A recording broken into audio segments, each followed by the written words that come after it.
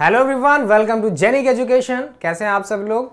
Last time हमने discuss किया था, हम बात कर रहे थे टेप करेक्शन के बारे में। तो अभी टेप करेक्शन हमारा कंप्लीट नहीं हुआ है, तो चलिए उसको कंप्लीट करते हैं और स्टार्ट करते हैं। और मैं उम्मीद करता हूं कि आप सभी अपने इस चैनल जेनिक जे स्टडी पर आ चुके होंगे और अपने इस चैनल को एक सुपर चैनल जल्दी से बनाइए। सभी लोग इस पर ऐड हो जाइए और ज़्यादा से ज़्यादा इसको जो है शेयर करिए, लाइक करिए और सब्सक्राइब करिए। बेल आइकन को प्रेस करना मत भूलिएगा, जिससे आने वाली सभी नोटिफिकेशंस आप तक पहुंचती रहें। ठीक है, तो एंजॉय आ रहा होगा आपको सर्विंग लेक्चर्स जो है, एंजॉय करिए। और अब स्टार्ट करते हैं। हम उसी क्रम में बात कर रहे थे टेप करेक्शन के बारे में, तो चलिए स्टार्ट करते हैं। टेप करेक्शन, टेप करेक्शन में हमने डिस्कस किया था जो है कि 6 टाइप के आपके करेक्शंस हो चुके थे जो है। उसके बाद हमारा जो नेक्स्ट टॉपिक है जो है, उसी में टेप करेक्शन में ही नेक्स्ट और जो करेक्शन थे हमारे जो है, उस पर हम डिस्कस करना है हमें। तो ये आपका जो नेक्स्ट ऑफसेट है आपका टेप करेक्शन का, है ना। टेप करेक्शन तो नॉर्मल टेंशन हो गया, और ये अब हम आ गए कंबाइनिंग करेक्शन पे। यहाँ पे हमारा डिस्कशन चल रहा था। तो लास्ट टाइम हमने देखा था reduction to mean sea level. Reduction to mean sea level आपने तैयार कर लिया था, कैसे करना है रिडक्शन, क्या उसका साइन होगा। साइन नेगेटिव होगा, आपको पता ही था। ठीक है, साइन जो है उसका नेगेटिव ही होना है। और अब इसके आगे जो है, ठीक है, तो 6 तरह के आपके टेप करेक्शंस हो चुके थे। अब चलिए स्टार्ट करते हैं। Next is combining correction. Combining correction क्या है, देखिए ये आपका 7th नंबर पर कंबाइनिंग करेक्शन जो है। कंबाइनिंग करेक्शन में हम डिस्कस करेंगे in actual practice each of the above correction based on the length recorded. Based on the length recorded, actual practice में जो भी हमारे अबव करेक्शन है वो that are based on the length recorded, उनको अभी हमें कंबाइंड बाय एडिशन करना है। But strictly speaking correction should be combined by successive multiplication. उनके सक्सेसिव मल्टीप्लिकेशन के क्रम में ऐड करेंगे उनको हम। Let us assume that for a given length the following unit, आइए एक्सेप्ट करते हैं, अज्यूम करते हैं correction, following correction have been computed and are to be applied, और वो अप्लाइड करने हमें। जैसे कि first is dear unit sag correction. पहला है यूनिट सैक करेक्शन। हमने मान लिया unit sag correction that is A, that is unit slope correction, unit slope correction that is B, and last unit temperature correction. Sac के कारण होने वाला correction that is A, slope की regarding जो है करेक्शन दैट इज बी, और आपका temperature के regarding correction that is C. अब ट्रू लेंथ हमारी capital L, recorded length that is L dash. Okay, इतनी चीजें क्लियर हैं। अब इन्हीं के लिए अभी हमें कंबाइनिंग करेक्शन फॉर्म करना है। कंबाइनिंग करेक्शन ये आपका किसमें, इसमें कौन कौन से करेक्शन आपको मिल रहे हैं, सैक करेक्शन, आपका जो है स्लोप करेक्शन, और लास्ट में टेम्परेचर करेक्शन। तो अब चलिए आगे बढ़ते हैं और अब स्टार्ट करते हैं हम जो है कंबाइनिंग करेक्शन में। इसमें देखिए क्या है कि जो भी इसके लिए कंबाइनिंग करेक्शन होगा for given unit sag correction, for given unit slope correction, for given unit temperature correction dear, उसके लिए जो हमारे पास टोटल होगा that is true length capital L is equals to recorded length product of recorded length into 1 plus sag correction into 1 plus slope correction, and also the product of 1 plus temperature correction. That is this L is equals to L dash into 1 plus A, 1 plus B and 1 plus C. Okay? अभी इसमें और multiply कर दीजिए, देखिए किस form में आ जाएगा। L dash 1 plus A आपस में सब मल्टीप्लाई हो जाएंगे, तो 1 plus A plus B plus C plus AB plus BC plus CA and also plus ABC. Okay? The values of A, B and C are very small. Dear ध्यान दीजिए, A, B और C की values बहुत small हैं। Sag correction है, slope correction है, temperature correction है, and hence their products can be neglected. That's why we can neglect the product of these like AB, BC, CA and also ABC. Eliminating such products. अगर हम इन products को eliminate कर दें तो कोई problem मुझे नहीं लगता होनी चाहिए। ठीक है, मुझे तो नहीं है, आपको हो तो बताइए। उसके बाद अब इसके आगे बढ़ते हैं। अब इनको अभी हम और प्रोडक्ट में हमने इनको एलिमिनेट कर दिया। अब हमारे पास क्या बच रहा है, अभी हमारे पास L is equal to L dash into 1 plus A plus B plus C बच रहा है। ओके, एल डैश मल्टीप्लाई कर दीजिए, L dash plus L dash A plus L dash B plus L dash C, इस तरह से आपके पास product मिल रहा है। Thus each of the correction can be based on the length recorded and combined by addition। तो ये dear जो है each of the correction can be based on the length recorded, जो भी करेक्शन है ये based on the length recorded, जो हमने लेंथ रिकॉर्ड किया है उसके रिगार्डिंग है, and combined by addition। Okay, तो इस तरह से ये combining correction value, this is the value of combining correction for given unit sag correction, for given unit slope correction, for given unit temperature correction. इस तरह से आपको तीन जो है गिवन करेक्शंस के लिए एक कंबाइंड करेक्शन फॉर्म मिल चुका है, जो कि 7th, इस तरह से 7 टाइप के करेक्शंस आपने कंप्लीट कर लिया है। नेक्स्ट करेक्शन की तरफ आगे बढ़ते हैं dear, that is normal correction. That is normal correction, important है ये नॉर्मल करेक्शन। अक्सर कंफ्यूजन होता है आपको कि जो है क्या होता है ये नॉर्मल करेक्शन, कई बार पुल करेक्शन को ये नॉर्मल करेक्शन समझ बैठते हैं, तो ये प्रॉब्लम हो जाती है। तो इसलिए आपको यहाँ पर ध्यान देना है that normal correction is totally different from pull correction. In fact, normal correction is the state of correction in which that is the pull. The correction for pull equalizes the correction for slope. The pull or tension which when applied to a tape, जब dear किसी tape पर कोई पुल और correction apply किया जाता है तो जो पुल या टेंशन ऐसी कंडीशन क्रिएट कर दे कि वो एयर में, हवा में जब इक्वलाइज करते हैं, उनको हवा में जब स्ट्रेच करते हैं, the correction due to pull and सैग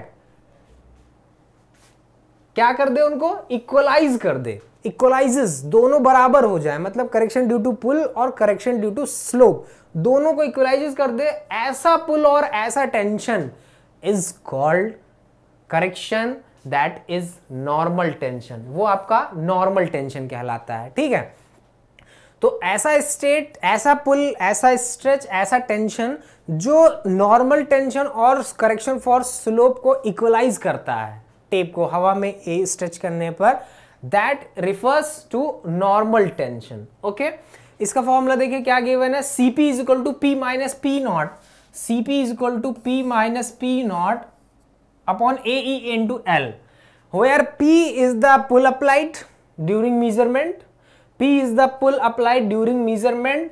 ठीक है, P is the applied pull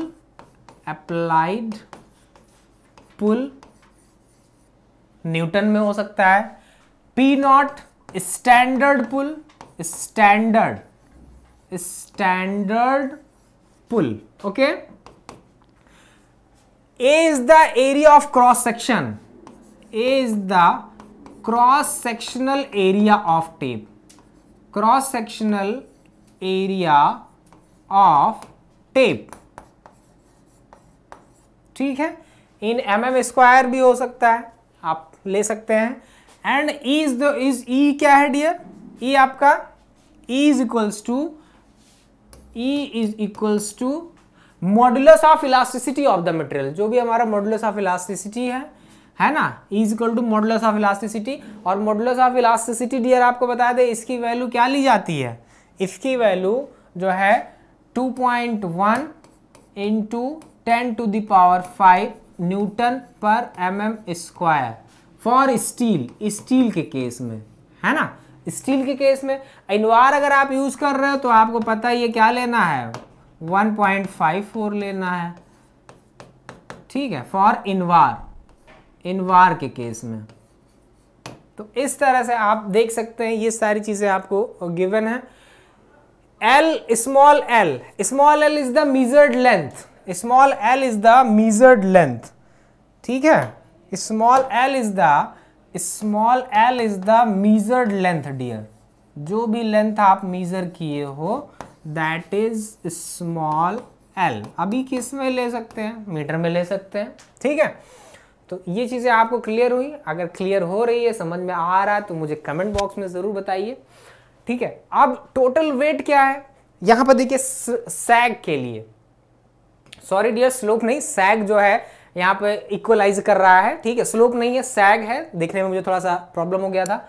तो सैग का जो है करेक्शन क्या है, W square L upon 24 P square, जिसमें सारी चीजें आपको बताई ही जा चुकी हैं पहले। Capital W is the total weight, L is the length of the line, P is the pull applied, 24 number ही है, ठीक है। तो दोनों केसेस में जब हमने इनको इक्वलाइज कर दिया डियर, यहाँ पे देखिए इस तरह से इक्वलाइज कर दिया, that equalises the sag correction, the pull that equalises the sag, ठीक है। वो जो पुल होगा दैट इज नॉर्मल टेंशन। अब इसमें ये इक्वलाइज कर दिया, अभी देखो P की वैल्यू हमें मिला है, P is equal to 0.204 W under root AE upon under root P minus P naught, ठीक है, 0.204 under root W under root AE upon under root P minus P naught. ये मेथड ये trial and error method से calculate किया गया है P, ठीक है, ध्यान दीजिए, ये ट्रायल एंड एरर मेथड से कैलकुलेट किया गया है, ट्रायल एंड एरर मेथड से। तो इस चीज को आपको ध्यान में रखना है। नॉर्मल टेंशन भी आपका कंप्लीट हो गया, और इसी के साथ साथ आपका टेप करेक्शन ओके हो गया। टेप करेक्शन इज ओके, ठीक है, टेप करेक्शन आपका ओके हो गया, ठीक है। तो टेप करेक्शन आपका तैयार हो चुका है, रेडी हो चुका है, जितने भी टाइप के टेप करेक्शन थे डियर जो है वो सारे आपके रेडी हो चुके हैं। और जैसे कि मैंने कहा था कि आफ्टर सम लेक्चर्स मैं स्पीड अपनी बढ़ा लूंगा और आपको भी स्पीड से चलना होगा। तो टेप करेक्शन बहुत जल्दी हमने अब कंप्लीट कर दिया है। अब हम स्टार्ट करने जा रहे हैं टेप करेक्शन के बाद जो है चेन के लिए भी जो करेक्शंस है ना, चेन के लिए भी कुछ करेक्शंस मैं आपको बता देता हूं।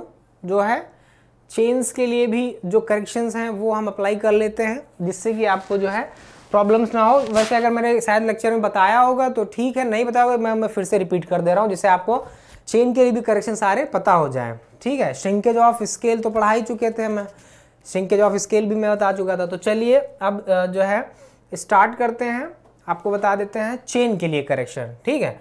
चेन के लिए करेक्शन की अगर बात करें डियर, तो चेन के लिए जो करेक्शन होगा, correction for chain, okay.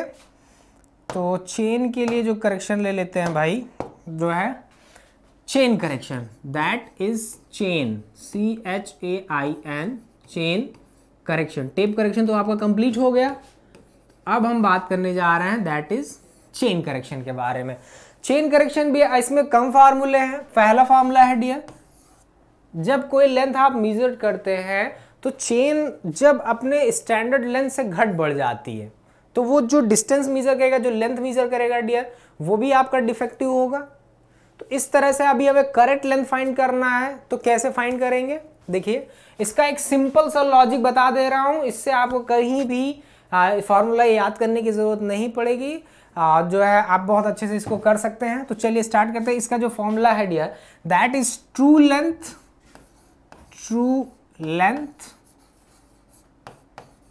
into true distance, TRU, true distance is equals to dear, is equals to defective length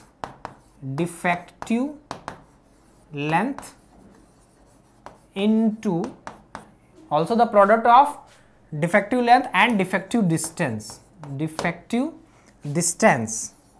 DIS distance, okay, defective distance. तो ये फॉर्मूला है डियर, बहुत ही कारगर फार्मूला है, बहुत ही इफेक्टिव फार्मूला है। आप इसको जो है बहुत अच्छे से अगर इसको तैयार कर लेंगे तो कोई भी जो है आप प्रॉब्लम्स रिगार्डिंग चेन करेक्शन आप बहुत आसानी से कर लेंगे, कोई प्रॉब्लम नहीं होगी। चलिए इस पर मैं एक प्रॉब्लम कर देता हूँ। अभी ये तो केवल आपका डिस्टेंस के लिए था ना, ये आपका डिस्टेंस के लिए है, या कोई लेंथ आपने मेजर किया, ठीक। अभी इसी तरह से एरिया के रिगार्डिंग बता दे रहा हूं मैं।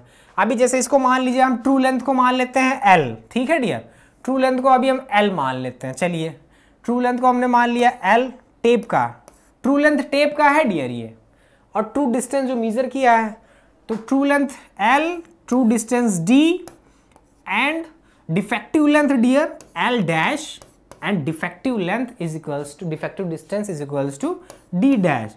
देखिए फॉर्मूला फॉर्म में चेंज हो गया ना। अभी मान लो कि जो है दूसरा अगर एरिया के रिगार्डिंग आ जाए, एरिया, ठीक है, एरिया के रिगार्डिंग अगर आ जाए डियर, तब देखो क्या करना पड़ेगा हमें। एरिया के रिगार्डिंग अगर आ जाए तो एरिया के केस में क्या हो जाएगा आपको बता दें।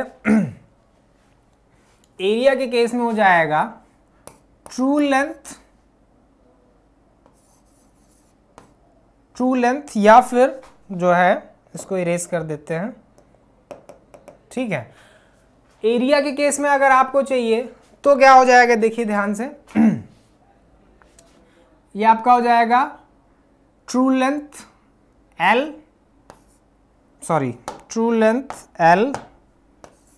Into area is equal to defective length L into defective area, ठीक है।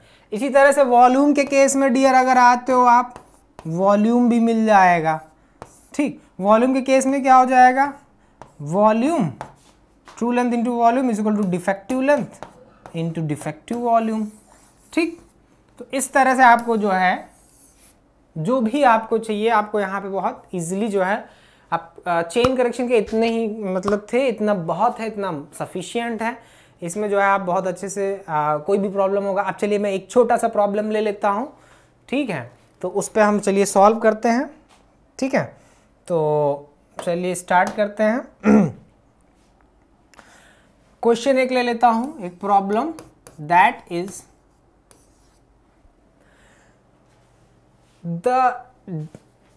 from a 30 meter chain from a 30 meter chain from a 30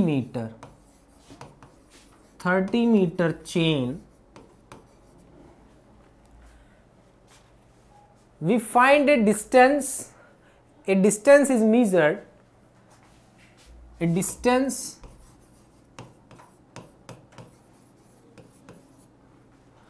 was measured measured as 315 meter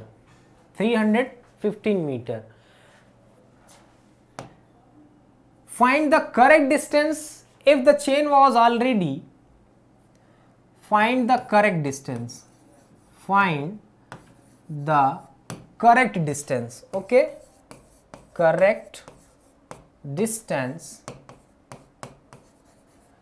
if the chain was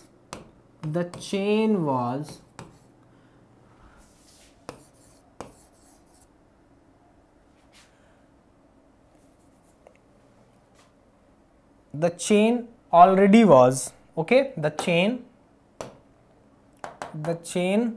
already was 15 centimetre too long, ठीक। अभी हमें इसके लिए क्या करना है डियर, अभी हमें इसके लिए जो है सोल्यूशन फाइंड करना है। क्या कह रहे हैं, कह रहे हैं भाई 30 मीटर की चेन हमने एक यूज किया, उससे हमें डिस्टेंस मिला डियर 315 मीटर। अभी कह रहा है कि फाइंड द करेक्ट डिस्टेंस, अभी डिस्टेंस करेक्ट फाइंड करके बताइए आप। If the chain already was 15 centimetre too long, chain जो 15 सेंटीमीटर बड़ी थी डियर।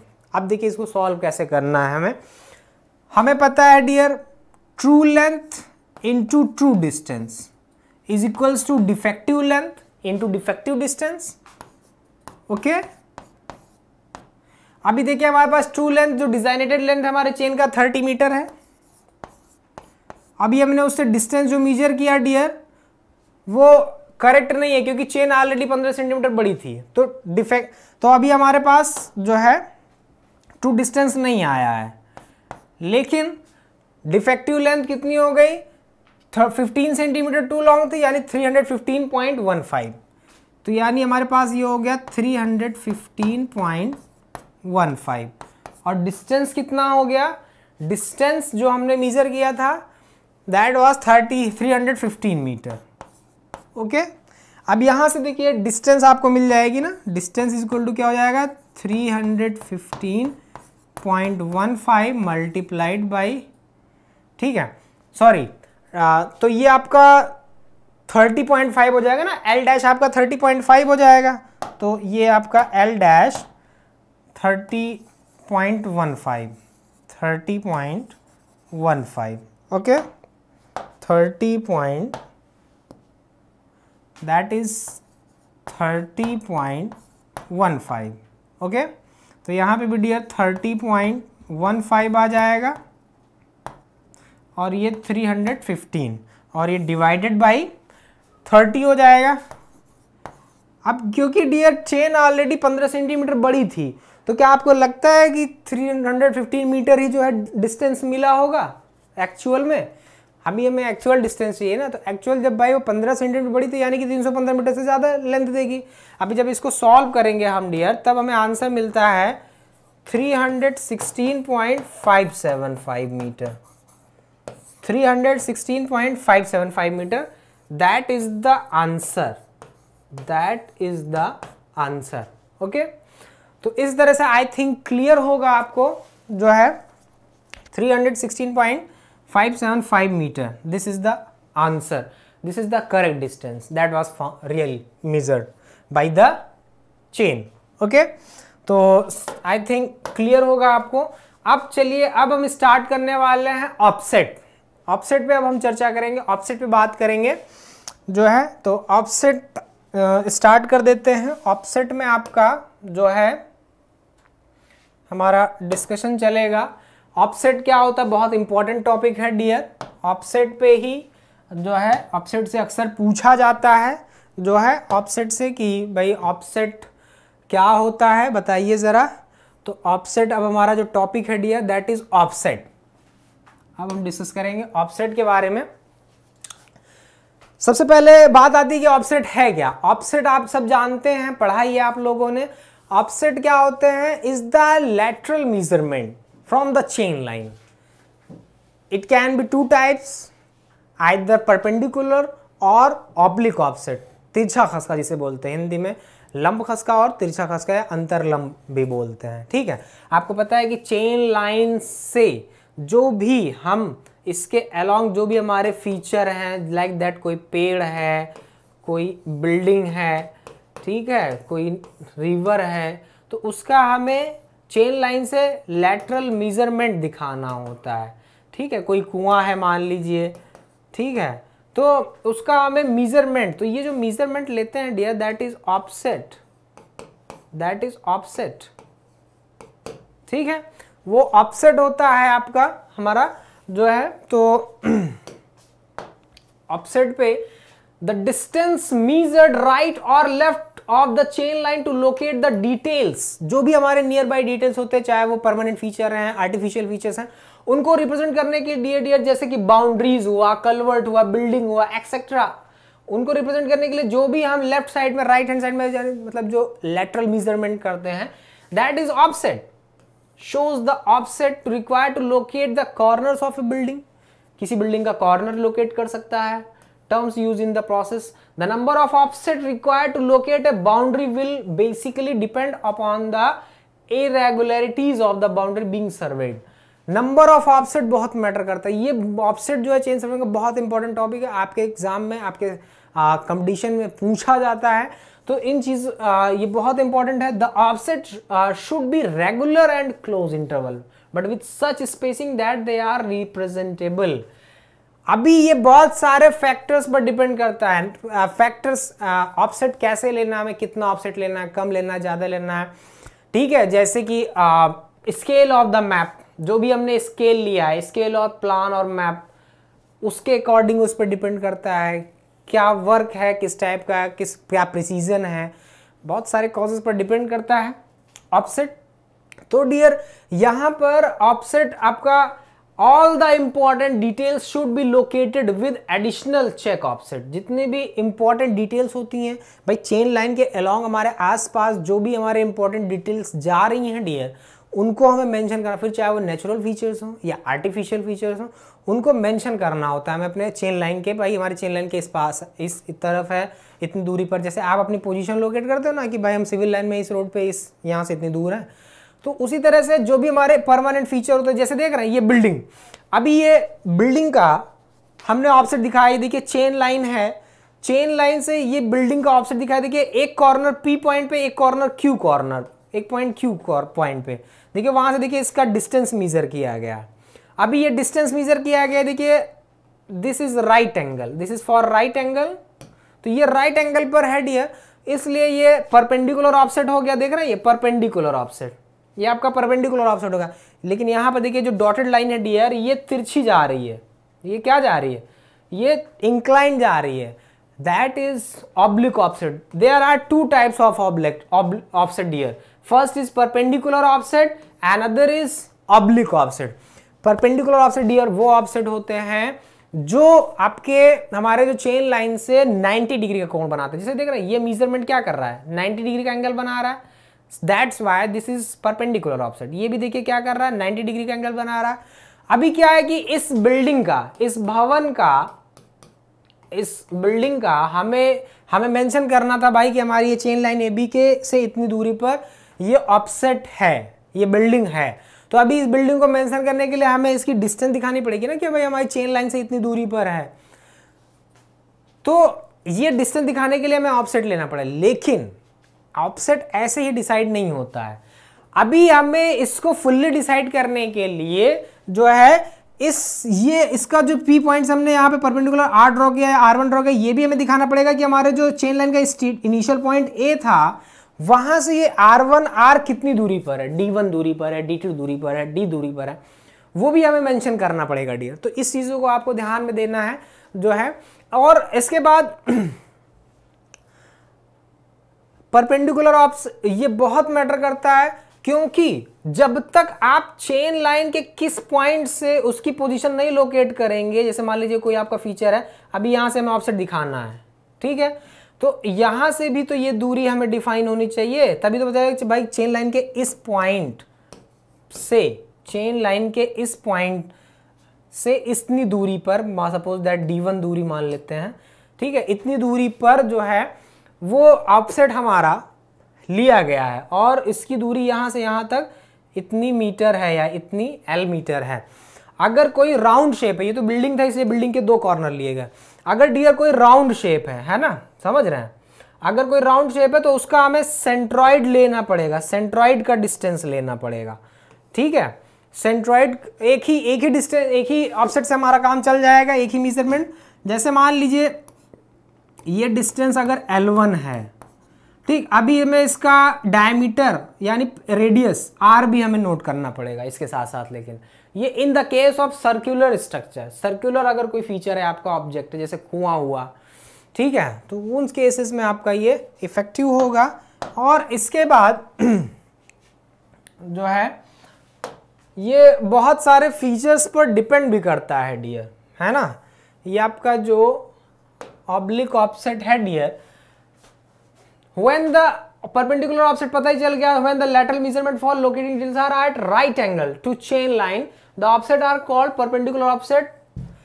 अदरवाइज जो है other than 90 degree angle making offset is called oblique offset. जो भी ऑफसेट आपके राइट एंगल बनाएंगे 90 डिग्री परपेंडिकुलर कंडीशन में होंगे, that is perpendicular offset.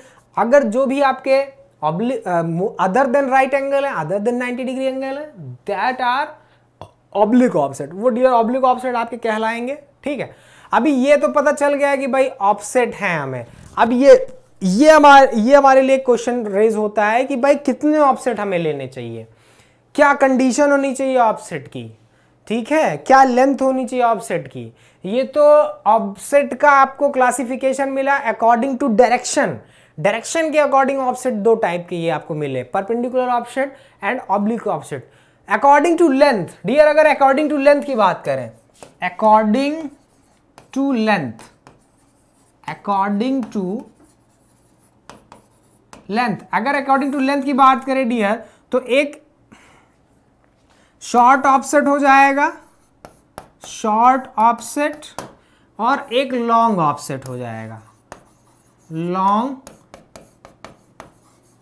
Offset, ठीक है। शॉर्ट ऑफसेट, लॉन्ग ऑफसेट हो जाएगा। शॉर्ट ऑफसेट क्या है dear, short offset less than 15 metre length, less than less than 15 metre length. Long offset क्या है डियर? मोर देन या greater than, more than 15 metre length, है ना।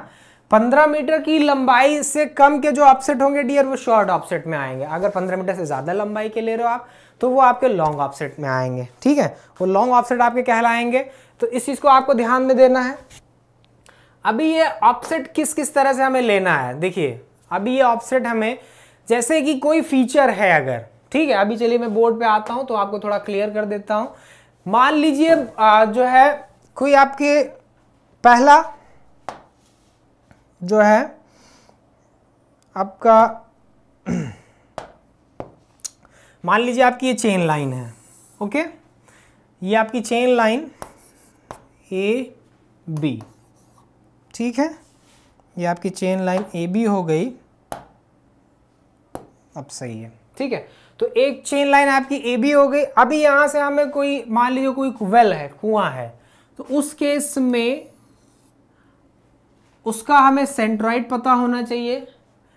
उसकी हम डिस्टेंस यहां पर रिप्रेजेंट करेंगे डियर, और इसके इनिशियल पॉइंट से भी कितनी डिस्टेंस पे, मान लीजिए d1 डिस्टेंस पे है, और यहां से यहां तक की लेंथ क्या है, L1 है, तो ये भी रिप्रेजेंट के साथ ही इसका रेडियस भी हमें पता होना चाहिए, ठीक। अभी हम इसको डिसाइड कर सकते हैं कि भाई हमारा ये चेन लाइन, हमारा जो ऑफसेट है ये वेल है डियर, ठीक है, कोई कुआं है, ये ऑफसेट ये चेन लाइन से जो है L1 डिस्टेंस पर और इसके इनिशियल पॉइंट A से D1 डिस्टेंस पर है, ठीक है। तो इस तरह से हमें डिसाइड हो गया कि भाई अब इसका अभी मान लीजिए कि आपको यही केवल लेंथ पता होती तो आप कैसे डिसाइड करते कि भाई AB चेन लाइन पर, ये हमारी चेन लाइन हो गई, ठीक है, ये हमारी AB चेन लाइन हो गई, है कि नहीं?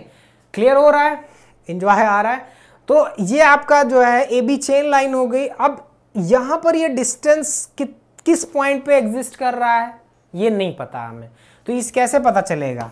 ऐसे पता चलेगा, या फिर यहां से भी अगर आपको टाइम है, आपके पास टाइम है, आप सुविधा नहीं है आपके पास, तब आप जो है ये भी डिस्टेंस D2 भी मेंशन कर सकते हैं, कोई दिक्कत नहीं है।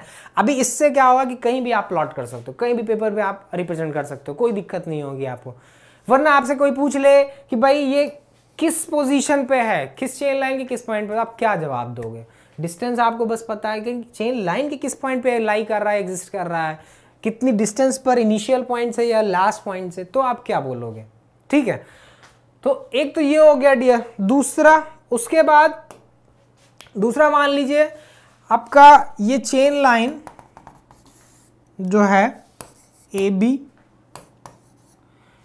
अगर कोई सिंपल आकृति है, अभी देखिए उसमें क्या था, जो वेल वाला केस था, वेल के केस में ये जो हमने ड्रॉ किया परपेंडिकुलर ऑफसेट सुटेबल है, परपेंडिकुलर ऑफसेट,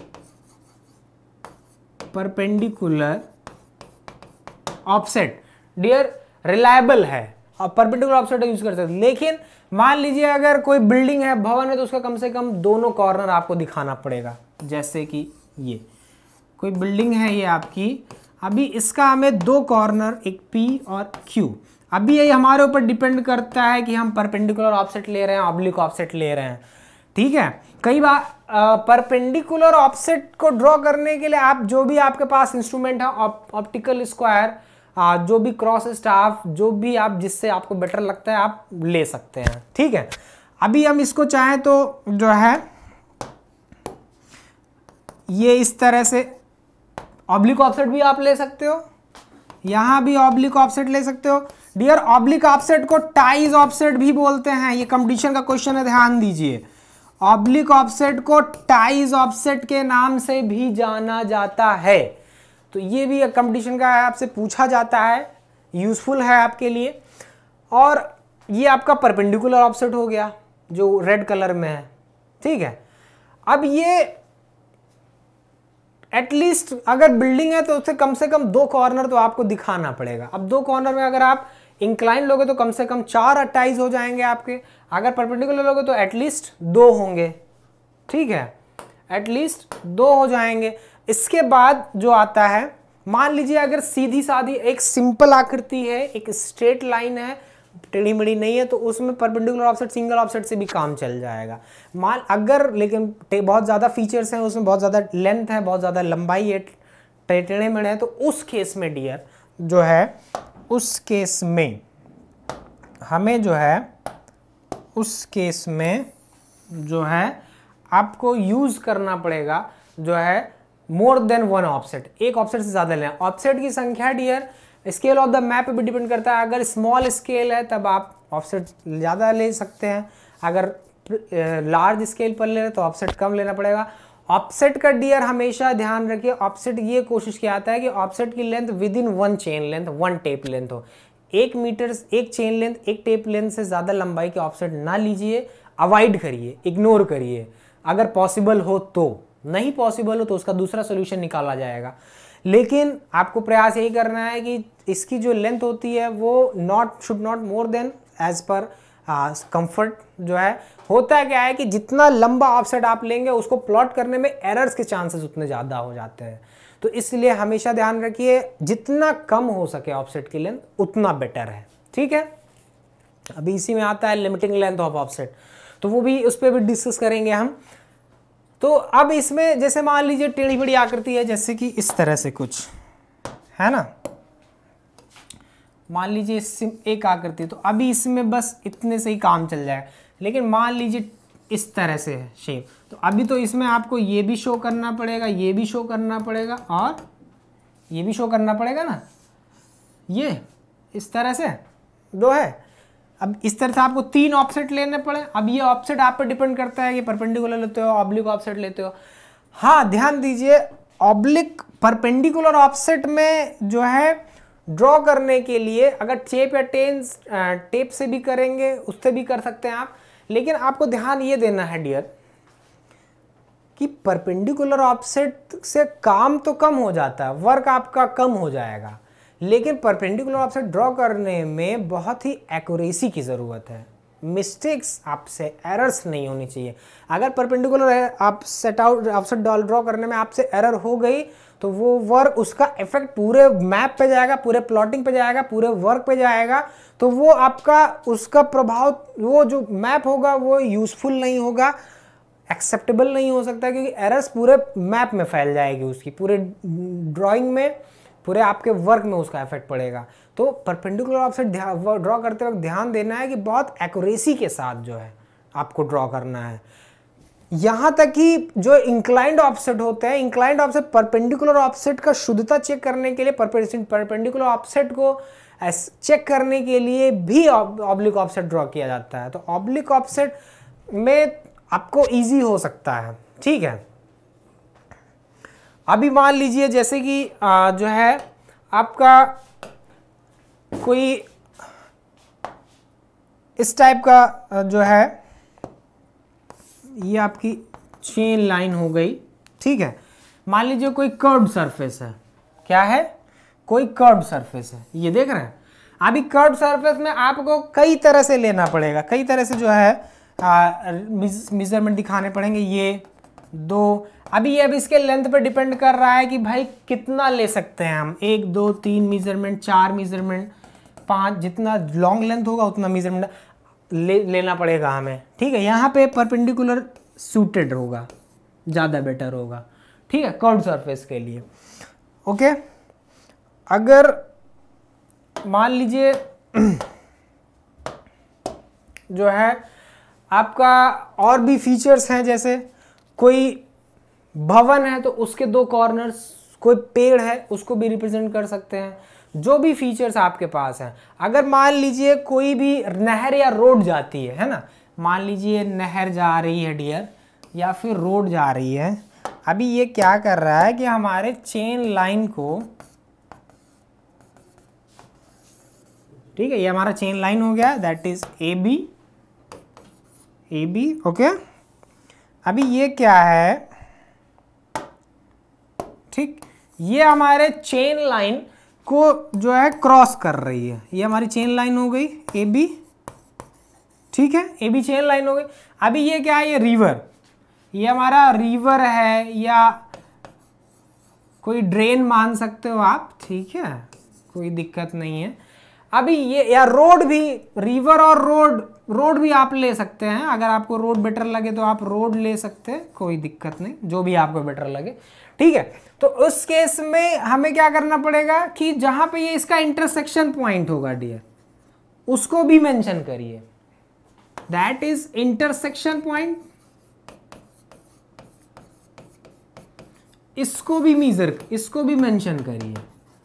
प्लस डियर ये जो है दोनों तरफ इसकी चौड़ाई पता करने के लिए, रिवर या रोड नाला जो भी है, इसकी लेंथ मेजर करने के लिए हमें डियर इसके दोनों तरफ पर्याप्त संख्या में ऑफसेट लेने पड़ेंगे। ये देख रहे हैं जैसे अभी ये मेजरमेंट आप ले सकते हैं। ये सब क्या है? These are offsets, these are offsets, these are offsets, okay, offsets, ठीक है। तो इस तरह से आपको जो है ये भी मेंशन करना पड़ सकता है, ठीक है। तो अब ये डिपेंड करता है कि किस तरह का फीचर है, क्या कितने नंबर ऑफ मेजरमेंट हैं। खसकों की संख्या कम ली जाती है जब एक सिंपल आकृति हो, सीधी आकृति हो, हमारा एक ही मेजरमेंट पर्याप्त है। जैसे कोई वेल है तो एक ही मेजरमेंट परपेंडिकुलर ऑफसेट बेटर रहता है, सफिशिएंट रहता है। लेकिन मान लीजिए जो है आपका उसमें आ गए, जो इसमें क्या नाम है, बहुत सारे फीचर हैं, कर्व सर्फेस जैसे रोड है, ठीक है। तो कई बार ऑब्लिक ऑफसेट भी ड्रॉ करना पड़ता है। यहाँ तक कि ऑब्लिक ऑफसेट को परपेंडिकुलर ऑफसेट की पोजीशन फाइंड करने के लिए भी, उसको ट्रू पोजीशन, उसकी करेक्ट एक्यूरेसी चेक करने के लिए भी ड्रॉ किया जाता है। ऑब्लिक ऑफसेट को टाइज ऑफसेट भी बोलते हैं डियर, टाइज भी बोला जाता है। तो इस चीज़ को आप विशेष ध्यान दीजिए। अब मैंने बताया कि इसकी लेंथ बहुत मैटर करता है, इसका लेंथ बहुत मैटर करता है, ठीक है। तो लेंथ कितना लेना है हमें? लेंथ जैसा कि मैंने शुरू में बताया कि जहां तक पॉसिबल हो dear, maximum within 1 tape length, within 1 chain length आपको लेना है। लेकिन मान लीजिए अगर ऐसा पॉसिबल नहीं हो पा रहा है, ठीक है, तो जो है एरर प्रॉब्लम क्या है कि जब आप प्लॉटिंग करने जा रहे हो, क्या करने जा रहे हो? प्लॉटिंग। तो प्लॉटिंग के केस में क्या होता है डियर कि वो जो है एरर्स के चांसेस बहुत ज़्यादा हो जाते हैं। तो इसलिए जो है बहुत ज़रूरी होता है कम से कम लेंथ लीजिए आप, उतना इफेक्टिव रहेगा उसका प्लॉटिंग, ठीक है। अभी इसी क्रम में आता है dear limiting length of offset. क्या आता है? Limiting length of offset. तो लिमिटिंग लेंथ ऑफ ऑफसेट में डियर जो है, लिमिटिंग लेंथ ऑफ ऑफसेट में आपका जो है,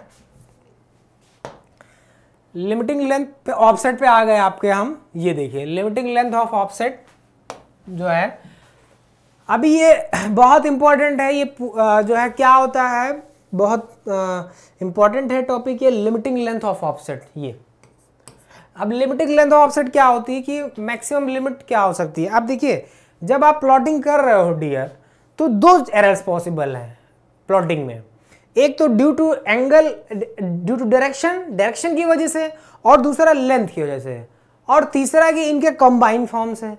तो वो चीजें क्या होती हैं, कितनी लिमिटिंग लेंथ हो सकती है। देखिए यहां पर पहला है the offset should not be too long. जो मैं बता रहा था, ऑफसेट आपका कभी भी बहुत ज्यादा लंबा नहीं होना चाहिए, otherwise the error produced by long offset will be appreciable on paper. तो जो एरर होगी डियर ड्राइंग शीट पर, वो जो है ज्यादा हो सकती है, ठीक है, वो ज्यादा हो सकती है। The limiting length depends on many factors. अब ये इसकी लिमिटिंग लेंथ या लेंथ ऑफ ऑफसेट कई सारे फैक्टर्स पर डिपेंड करता है डियर, जैसे एक्यूरेसी डिजायर, कितनी एक्यूरेसी आपको डिजायर है, स्केल ऑफ प्लॉटिंग, आपने स्केल क्या लिया है प्लॉटिंग का, maximum error laying of direction of the offset, maximum error कितनी परमिसिबल है लेइंग ऑफ ऑफसेट में, and nature of the ground, और ग्राउंड का भी नेचर तो डिपेंड करेगा डियर, ठीक है। बहुत सारे cause, the minimum distance distinguishable in plan, अच्छा ये तो आपका the minimum distance distinguishable in the plan is taken to be 0.25 mm, ठीक है। This is an important consideration while deciding the shortest length can be plotted. ये आपका तब जो है कंसिडर किया जाता है जब shortest length that can be plotted, आपको कितना 0.25 mm, विच ऑफ कॉस्ट depends upon the scale as well, जो कि पूरी तरह से आपका डिपेंड स्केल पर डिपेंड करता है, ठीक है। For a scale of 1 centimetre is equal to 20 metre, for a scale of 1 centimetre is equal to 20 metre, the shortest length that can be plotted on equal 500 mm length on ground, जो कि आपका 500 mm on the ground होगा। तो dear अभी ये इसमें बहुत सारी चीज़ें हैं हमारे सीखने के लिए, बहुत सारी चीज़ें अभी हमें इसमें करना है लिमिटिंग लेंथ में। तो इसको अब जो है टाइम के अकॉर्डिंग जो है हम अब नेक्स्ट लेक्चर में डिलीवर करेंगे, नेक्स्ट लेक्चर में आपके साथ शेयर करेंगे, डिस्कस करेंगे। और अगर मेरी बातें आप तक पहुंच रही हैं, अगर आपको क्लियर हो रही हैं, तो हमें भी तो एनर्जी बूस्टअप दीजिए, हमें भी रिक्वायरमेंट है डियर, तो उस चीज़ को आप समझिए, हमें भी एक बूस्टअप मिलता है, तो हमें भी आप अप्रिशिएट करिए, तभी तो हम आपको अप्रिशिएट करेंगे। तो इस चीज़ का विशेष ध्यान रखिए जो है, और अपने सेशन को ज़रूर शेयर करिए, बेल आइकन को ज़रूर प्रेस करिए, जिससे आने वाले सभी नोटिफिकेशंस आप तक मिलती रहें। तो आज के लिए इतना ही, और एंजॉय करिए लेक्चर्स को, बहुत जल्दी हम इसको कवर अप करेंगे और 11 नंबर से क्यों करेंगे by Ravi sir. Thank you so much, thank you to all of you.